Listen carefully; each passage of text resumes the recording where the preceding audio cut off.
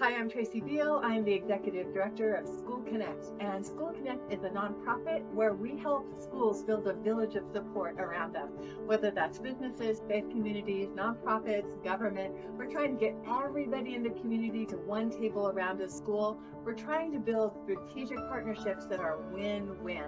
So we want to see academic achievement go up, negative discipline behavior go down. We love to have increased attendance. We love to have teachers retained, parents engaged, but all of those partnerships that make a real difference in the school, but are also awesome for all of the community partners.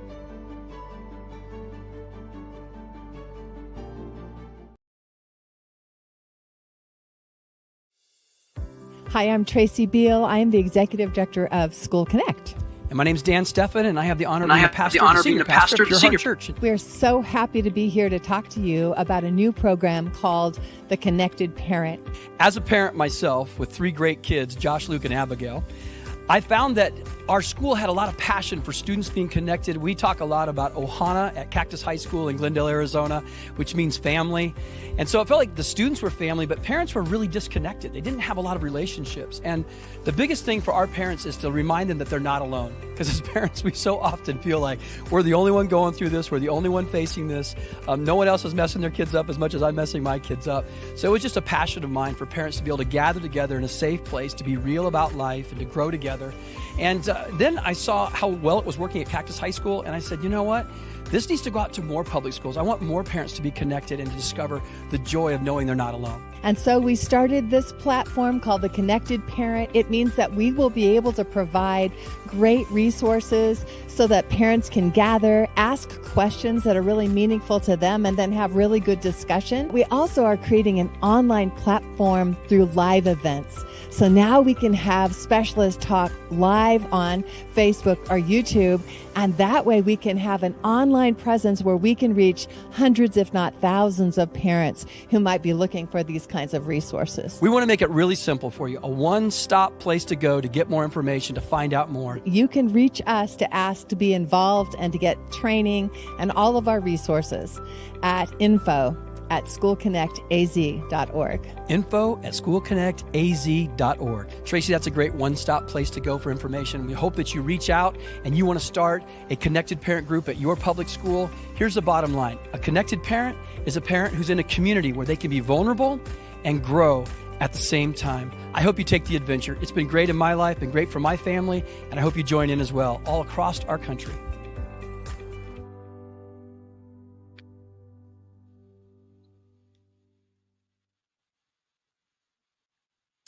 Well, welcome everybody to Parent Connect. This session today is going to be so good. Today we have child and family therapist Katrina Harrell, who is with us. She's also a licensed professional counselor. And let's just be quite honest, Katrina, you are also our family counselor. Our full disclosure, our kids have been involved in talking with you, and you are a serious gift to our family, a great blessing to us. And so we're really excited today to have this conversation. So I don't want to waste too much time here in the beginning. Thank you for doing this today. Thank you for pouring into us parents all across the country today. And so we're going to deal today with anxiety in our kids' lives. This is a huge, and there's nothing that makes us as parents feel more helpless than when our kids are wrestling with anxiety. If something is broken or something is cut or something is bleeding, we can kind of know where to go to fix that. But when it's deep down inside, it's a whole different world for us as parents. And so thank you for taking this journey with us today. So here, we're just going to dive right in. Our very, very first question is, how do I recognize that my teen is experiencing actual anxiety and not just normal teenage stuff? What is your response to that, my friend? Well, hopefully my answer to this will help you as parents feel a little bit less like you're failing your kid. Right. Or anxious ourselves. Or anxious yourself. And you know what? That's really the key to it, anxious yourself. So how you recognize is when your kids are spending more time anticipating or even imagining an abundance of negative outcomes or consequences, then you might recognize that they're experiencing some anxiety, right? And notice I said an abundance of time. right? Because the way that our brains were created is so that we can anticipate things. One of the unique abilities that we have as humans is to receive information instantaneously so that we can plan our actions, right? So the way the brain works is when we're doing that, it can actually lay the groundwork for anxiety, right? How we were made up can lay the groundwork for anxiety. But sometimes when we have a tendency to focus more on the negative, and then we spend so much time in that place, then that's when anxiety gets to a point where it takes a hold of our life, right? So like if I hear my daughter saying, I just know I'm going to bomb this test. I know I'm going to just mess this whole thing up. And the next day, I just know my friends are mad at me.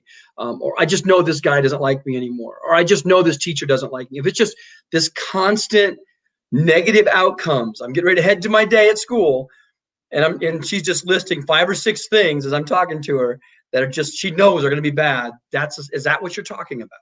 That is what I'm talking about. So, because often we spend time in that place, that one negative thought derives another negative thought. And then all of a sudden we get stuck in, I'm not good enough. Yeah.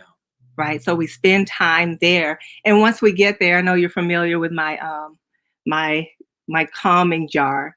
And so this is when we think clearly, but when it's all shaken up and we're in this place, it's hard to get out. So when I'm surrounded by negativity, it's really hard for me to come out. So now I'm really experiencing an abundance of anxiety.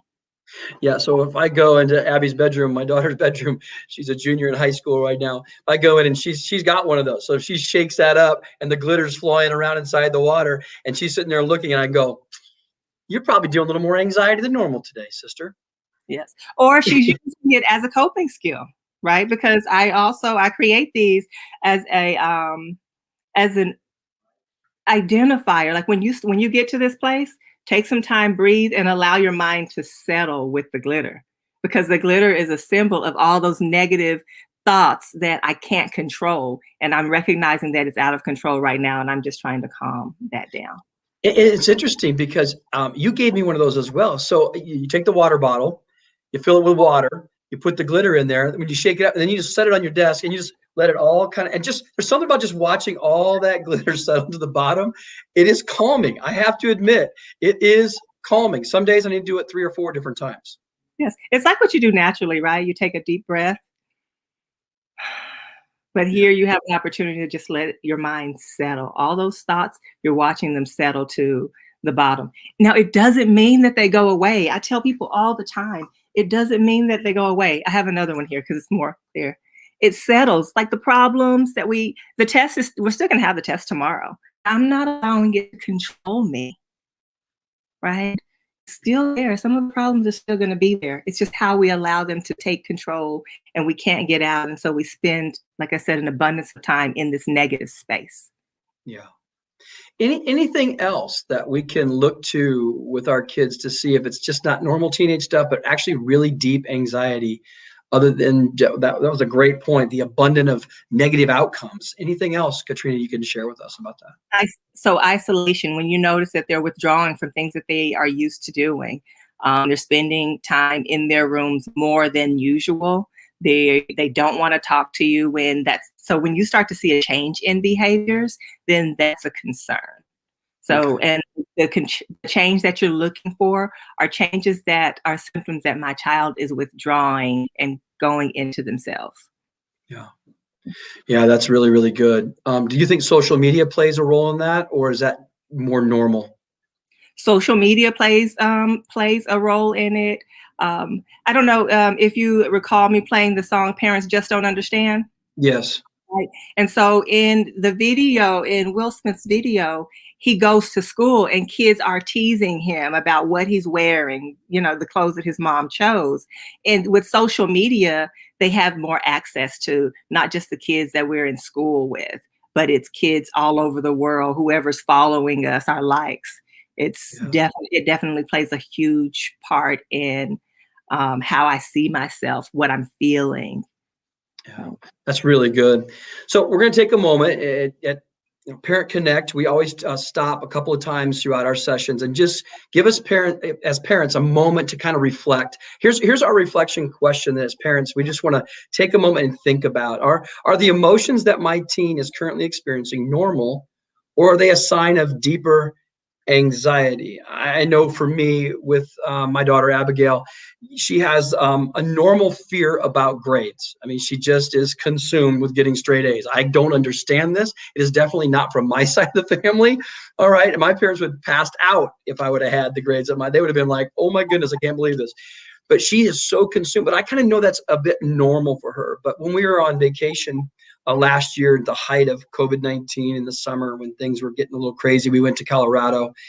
And she came to me and she says, Dad, I was taking a shower and I couldn't breathe. And I just felt like kind of makes me emotional, but it took my breath went away. What's wrong with it? Why couldn't I breathe? And what I realized is because I have it in my own family, she was starting to have a panic attack.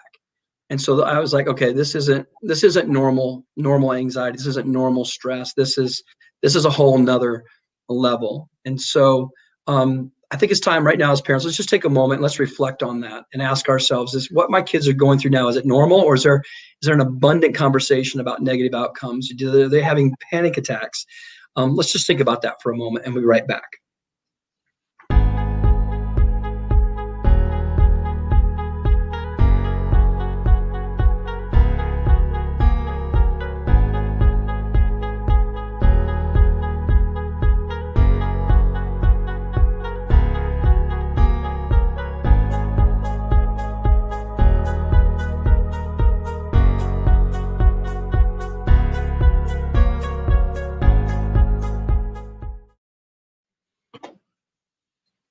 All right, Ms. Katrina, let's head into question number 2. What are the things that I can do as a parent to help reduce anxiety symptoms? And then I'm going to come back and add something to that question as well. What can I do as a parent to help reduce these anxiety symptoms? Share some insights for us. Well, first of all, your kids need to know that you are available, right? That you're available. And often what we can do as parents is we can put our anxieties on them as well. So pay attention to when you're putting your anxieties on them. You gave an example of Abby being feeling stressed about grades, right? So if you already know that that's an area where your child stresses and struggles, and they struggle because they're good, right? They're really good and they don't want to fail, then just be there with them when they're feeling overwhelmed about a test, right? Like, so one of the things I did is, and tell me if this is right. Give me my own counseling session right now, okay? Just a side note. So one of the things that I did was I told Abby, finally, I go, Abby, listen. I go, you're in advanced placement classes. All of your classes are AP classes. I said, if you got a B, listen to, it's not the end of the world, sweetheart. I love you. It's not going to change the way I feel about you. She looked at me like I had 3 heads. Like, should I just have listened or should I have said that, or both? That was perfect. Dan. Okay. That was perfect. And I'm going to say that was perfect because sometimes we have to help our children have grace for themselves. And what you did was you let her know you can have some grace for yourself, right? Exercise grace for Abby. Yeah. And so, but it helps more so for the parents to be that way, because oftentimes, whether we know it or not, our kids are trying to please us and they're trying to live up to our expectations, sometimes without us even wanting them to or needing them to, but they do that. Yeah, and they're reading our body language and our tone of voice as well, and not just what we're saying. Yes. Yeah. So not putting our anxiety on them, not, watching those expectations. What else?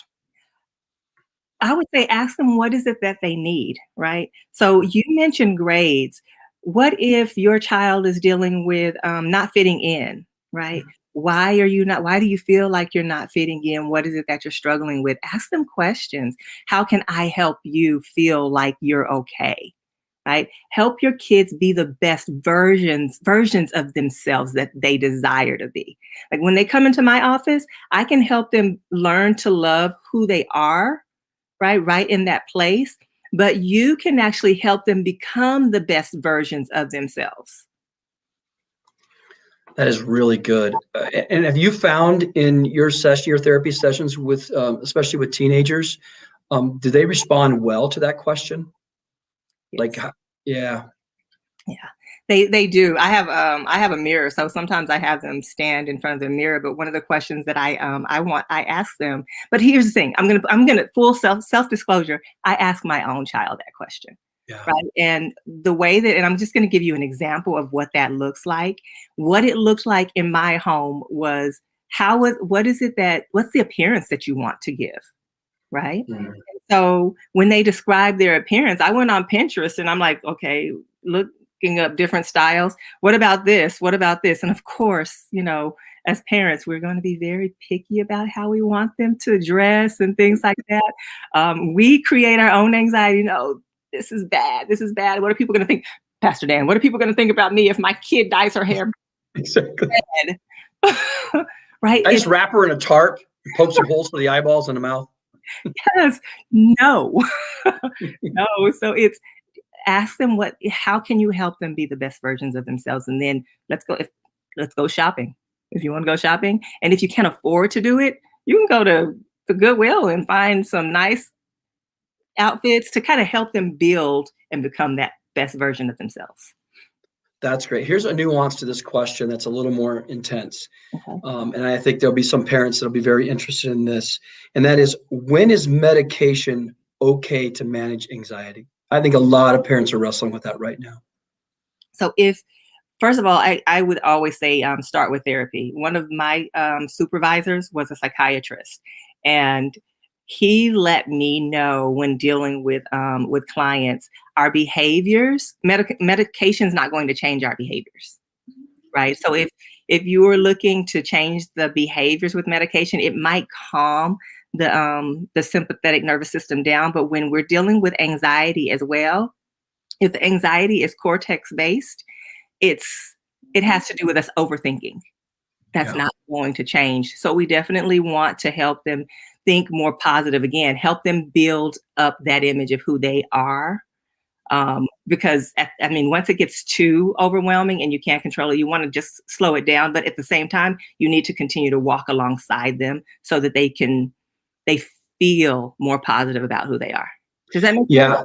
No, it makes sense. Here's what I heard you say, is that we can't just use the medication to fix the problem. Medication can help maybe calm the storm a little bit, but there's no substitute for good therapy, good counseling to give our kids the tools to process the things that is creating the anxiety to begin with. Yes. Is that what I hear you saying, Katrina? Exactly what I'm saying. All it does, what the medication will do, it will slow it down so that they can take in more information. So it kind of works like, the glitter jar slowing down when they can't. When they're not able to regulate that. Mm-hmm. Yeah. Man, that's really good. Well, let's go into our second moment of reflection as parents. And it's basically simply this: what is the next step that I need to take to help my teen deal with anxiety? What is the next step? Do I need to set up that counseling appointment? Do I need to find a mentor for their life and someone to help them process? Sometimes they need somebody outside of us. I've been thinking about that a lot with our kids, making sure they have other coaches and leaders in their lives to help them process life. And Katrina, you've been huge in that in our kids' lives as well. I think also helping them to be able, maybe the next step is you need to give your kids permission to not get straight A's, or maybe give them permission to say no to that sports team, or to say no to that club, or to say no to that, whatever it is. Because sometimes our kids just need us to help them say no.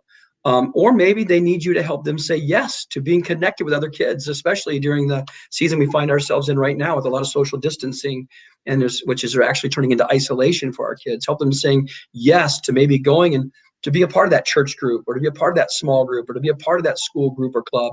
Maybe they need to get out of the room and get to that club so that they can find more community. But what is your next step as a parent? Let's just take a moment and reflect on that.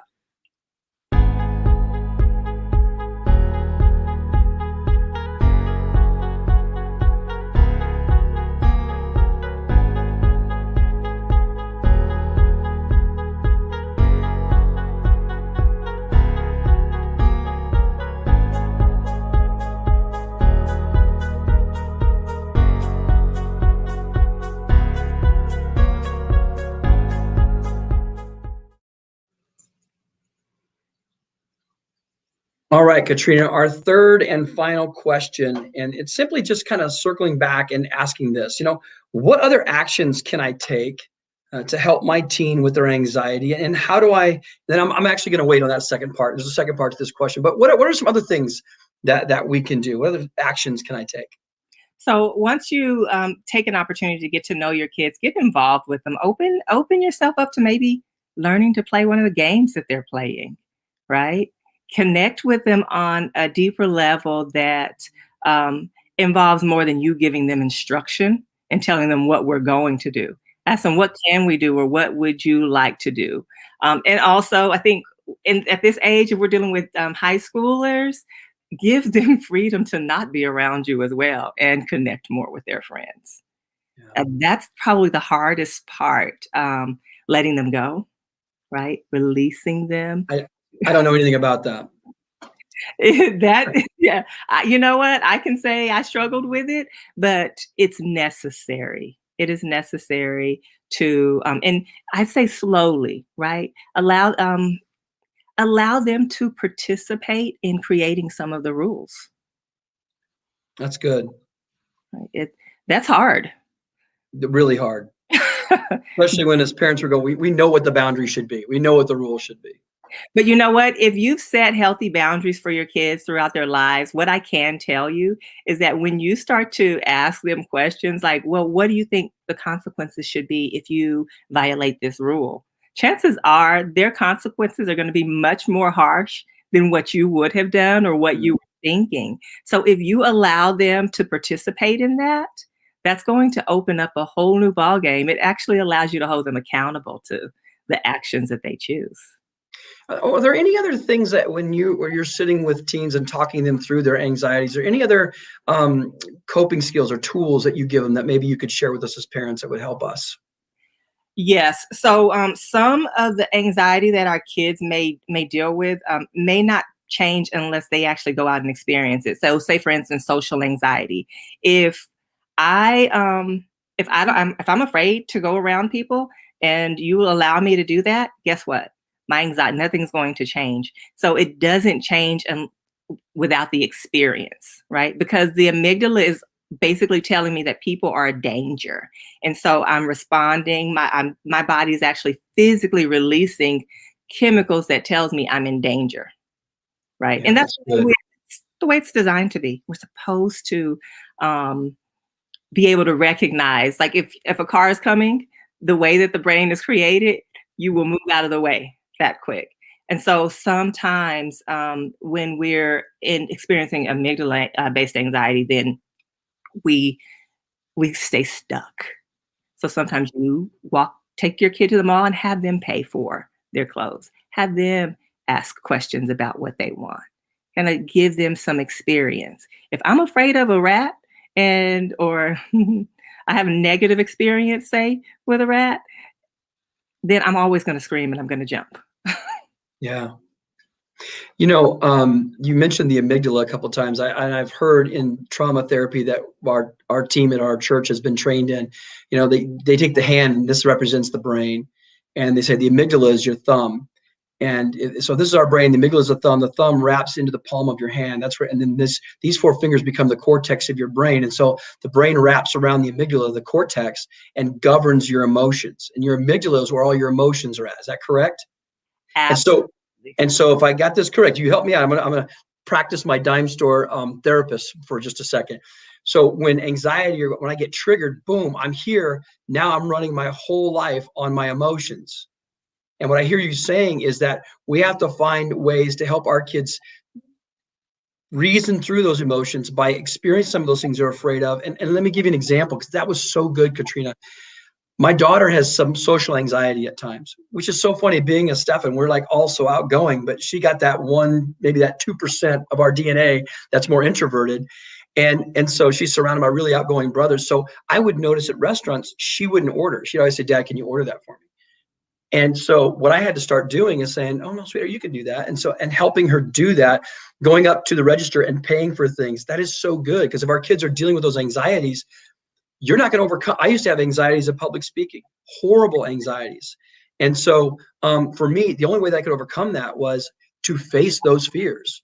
Yep. And you're saying we got to help our kids face those anxieties. Do you have any other tips on helping kids face those, how we as parents can help our kids face some of those fears? Well, you gave a perfect example.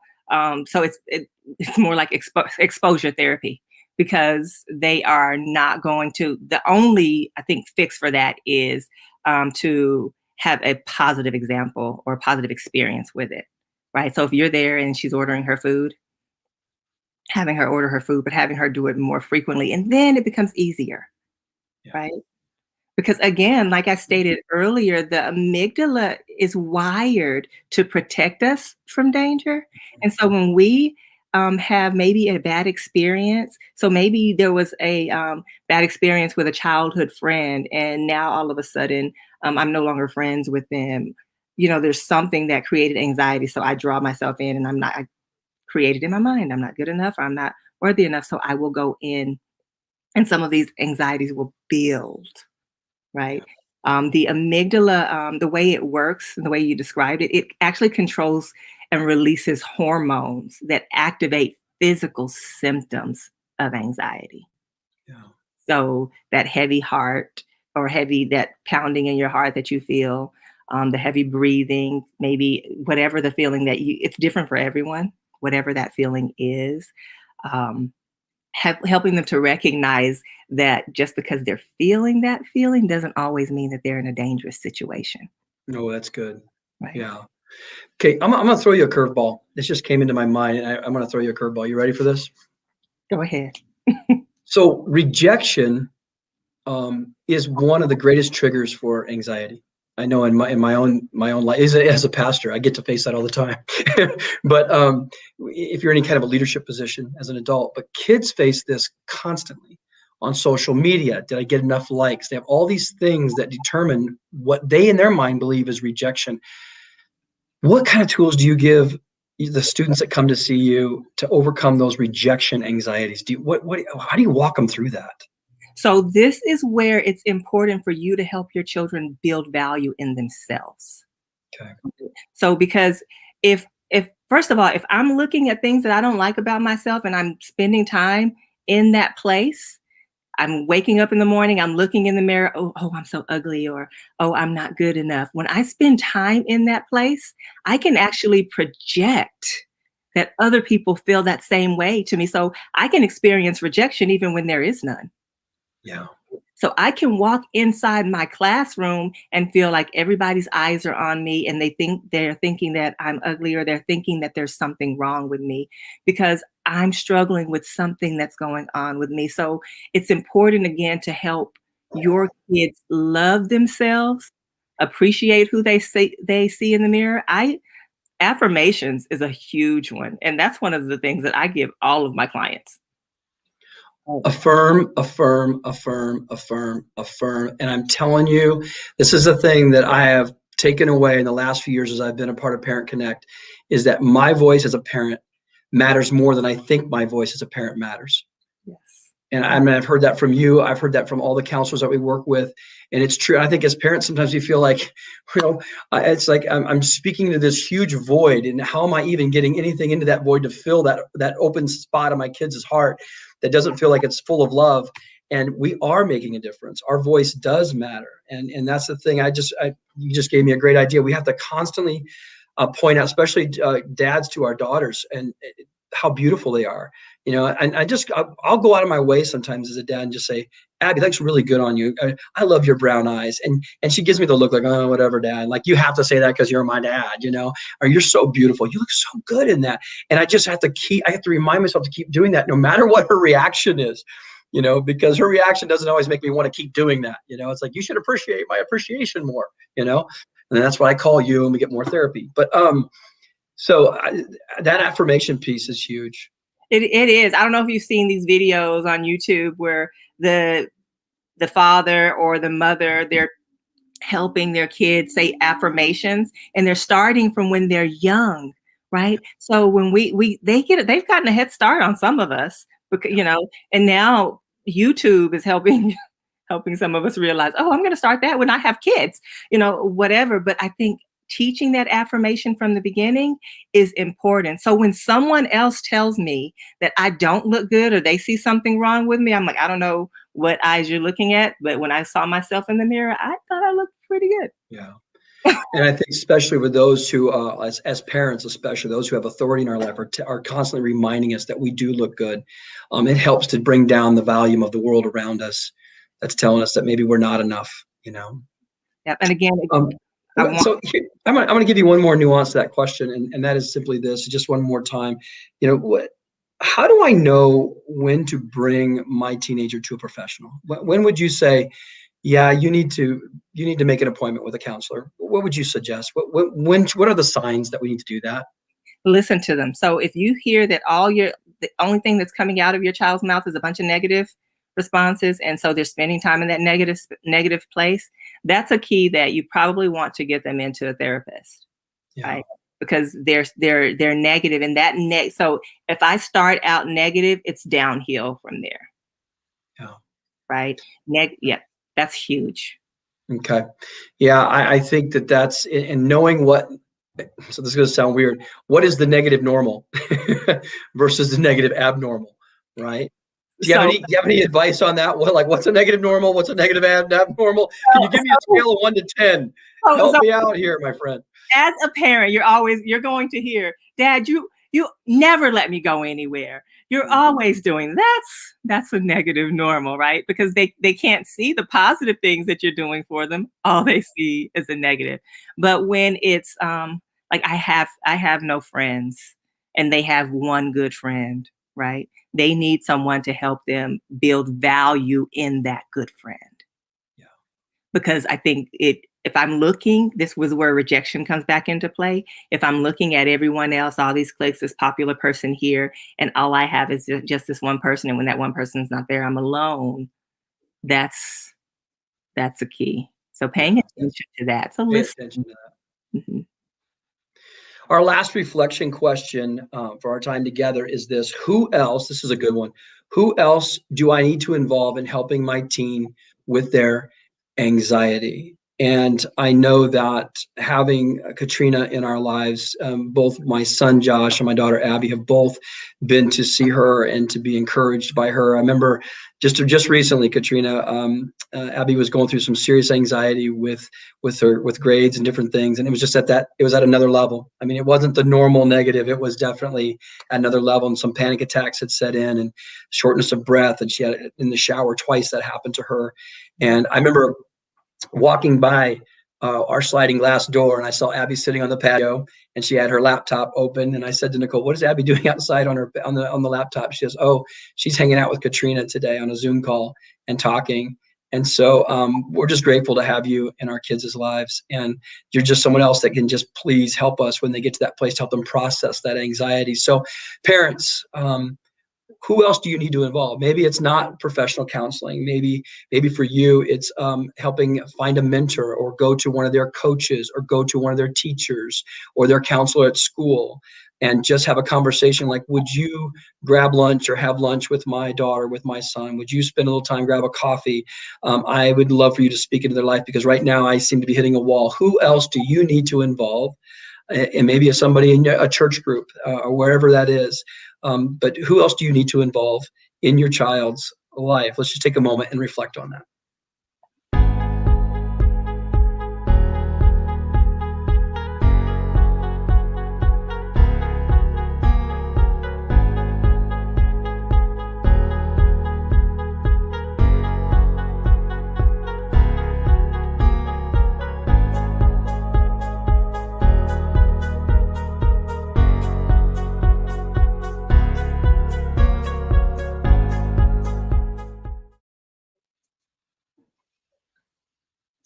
Well, that ends our time for this session of Parent Connect. Katrina Harrell, thank you so much for taking the time to hang out with us and get us thinking more and more about how we can help our kids through this big issue of life, this issue of anxiety that's way down deep inside that we as parents don't know how to get to. Some of my big takeaways today were just affirmation.